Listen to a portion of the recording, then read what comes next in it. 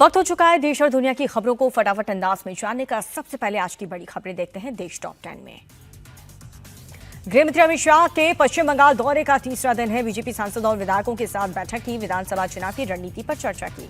अमित शाह पर टिप्पणी को लेकर के बीजेपी ममता बनर्जी पर हमलावर समित पात्रा बोले, देश के गृह मंत्री को धमकी देना दुर्भाग्यपूर्ण है। ये हर भारतीय के लिए धमकी है।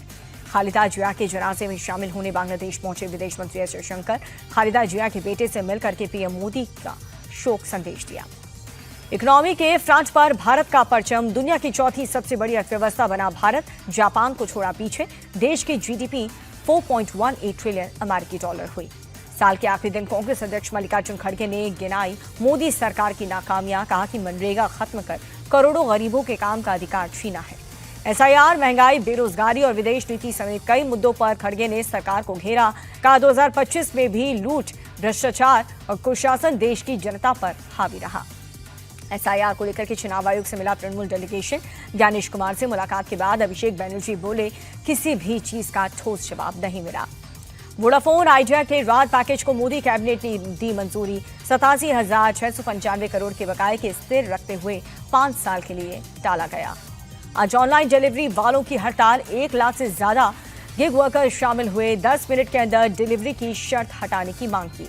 घने कोहरे के चलते दिल्ली एयरपोर्ट की हवाई सेवा पर बड़ा असर पड़ा। 148 फ्लाइट्स कैंसिल हुई। 200 से ज्यादा उड़ानों में देरी आई। उत्तर प्रदेश की खबरें यूपी टॉप 10 में। अयोध्या में राम मंदिर प्राण प्रतिष्ठा की आज दूसरी वर्षगांठ है। रक्षा मंत्री राजनाथ सिंह ने धर्म ध्वजारोहण किया। सीएम योगी भी कार्यक्रम में मौजूद रहे। रामलला प्राण प्रतिष्ठा की दूसरी वर्षगांठ की सीएम योगी आदित्यनाथ ने बधाई दी।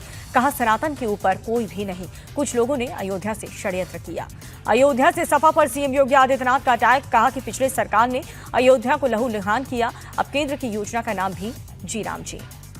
सीएम योगी आदित्यनाथ बोले, पहले जय श्री राम बोलने पर लाठी पड़ती थी, अब जय श्री राम बोलने पर कोई डर नहीं है। अयोध्या से गुलामी का कलंक हटा। एसआईआर की टाइमलाइन बढ़ने पर अखिलेश यादव ने उठाए सवाल। कहा, कहीं मानवीय भूल की बहाने मतदाताओं का आंकड़ा बढ़ न जाए। इस बार पीटीए प्रहरी चौकन्ने। नए साल में यूपी में हो सकता है मंत्रिमंडल विस्तार। सीएम योगी और उत्तर प्रदेश अध्यक्ष पंकज चौधरी की मुलाकात के बाद अटकलें तेज हुई। 6 नए मंत्रियों को मिल सकती है जगह। जौनपुर के पूर्व सांसद धनंजय सिंह पर एफआईआर। SC/ST एक्ट के तहत लखनऊ में सुशांत गोल्ड सिटी थाने में केस दर्ज हुआ। करीबी विनय सिंह पर धमकी देने का आरोप लगा। गाजियाबाद में कुख्यात क्रिमिनल दीपक राठौरी गिरफ्तार, जहां पर पुलिस एनकाउंटर में हिस्ट्री शीटर के पैर में गोली लगी। पिस्तौल और कई कारतूस बरामद। बाराबंकी में शिक्षकों को स्ट्रे डॉग्स की गिनती कराने का जिम्मेदारी दी गई है। बच्चों को काटने पर इलाज भी कराएंगे। बेसिक शिक्षा अधिकारी ने जारी किया आदेश। लखनऊ के लुलु मॉल पर इनकम टैक्स का बड़ा एक्शन। 2 बैंक खाते फ्रीज हुए। 27 करोड़ की टैक्स चोरी के मामले में कार्रवाई। बकाया रकम जमा करने के बाद खातों से बैंक हटा। देश के बाकी राज्य की खबरें आपको दिखाते हैं राज टॉप 10 में। राजस्थान के टोंक में कार से 150 किलो अमोनिया नाइट्रेट बरामद। यूरिया खाद के कट्टों में छिपा रखा था विस्फोटक। अजमेर में खादिम पर जानलेवा हमला हुआ। दरगाह परिसर में दुकान के विवाद को लेकर के मारपीट हुई है। राजस्थान के चौमू में बुलडोजर एक्शन की तैयारी। कब्जा हटाने के लिए 3 दिन का मोहलत दी गई। राजस्थान के धौलपुर में नाबालिग से रेप का आरोपी वृंदावन से गिरफ्तार। बुर्का पहने आरोपी को पुलिस ने दबोच लिया।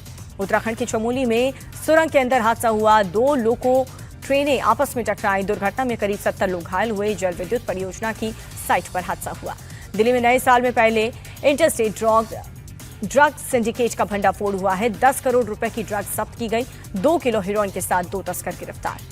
दिल्ली में दिन दहाड़े मिठाई कारोबारी से लूटपाट। लूट के बाद बदमाश ने राहगीर को गोली मार दी। पुलिस आरोपी की तलाश में जुटी।